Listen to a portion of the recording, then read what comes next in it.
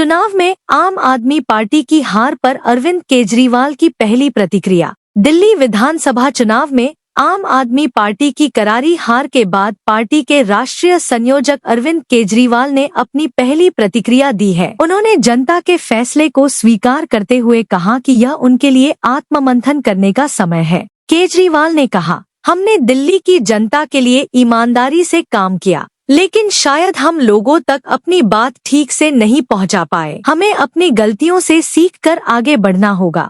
आम आदमी पार्टी की इस हार के बाद पार्टी के अंदर मंथन शुरू हो गया है। कई वरिष्ठ नेताओं का मानना है कि कांग्रेस के साथ गठबंधन की जरूरत थी, जबकि कुछ का कहना है कि पार्टी को अपनी रणनीति पर दोबारा विचार करना होगा।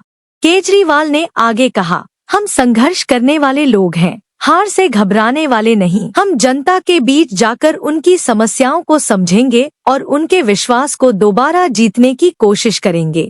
राजनीतिक विश्लेषकों का मानना है कि इस हार के पीछे आम आदमी पार्टी की कमजोर संगठनात्मक रणनीति और भाजपा की आक्रामक प्रचार नीति प्रमुख कारण रहे। अब यह देखना दिलचस्प होगा कि आम आदमी पार्टी आगे की राजनीति में क्या रणनीति अपनाती है।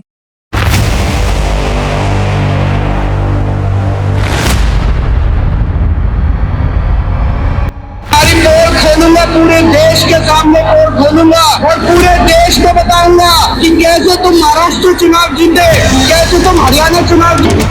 ईमानदारी से चुनाव नहीं जीतते तुम लोग। 2 दिन रुक जाओ। इन लोगों ने लार्ज स्केल के ऊपर वोट काटने का षड्यंत्र शुरू कर दिया दिल्ली के अंदर। मेरे पास सबूत आ गए, मेरे पास गवाह आ गए। मैं आज बीजेपी वालों को चैलेंज करके बोलता हूँ, चुनाव के पहले तुम ऐलान कर दो कि अगर तुम्हारी सरकार बनती है तो अडानी को दिल्ली की बिजली कंपनियां नहीं दोगी। गलती से इनकी सरकार बन गई। अगर दिल्ली के अंदर लोगों ने बीजेपी को वोट दे दिया, सबसे पहली कैबिनेट मीटिंग के अंदर ये दिल्ली की बिजली कंपनियों को अडानी को सौंप देंगे। मैं भारतीय जनता पार्टी को इस जीत के लिए बहुत बहुत बधाई देता हूं और मैं उम्मीद करता हूं कि जिस उम्मीद के साथ और जिस आशा के साथ लोगों ने उनको बहुमत दिया है, वो उन सभी उम्मीदों और आशाओं पे पूरा उतरेंगे।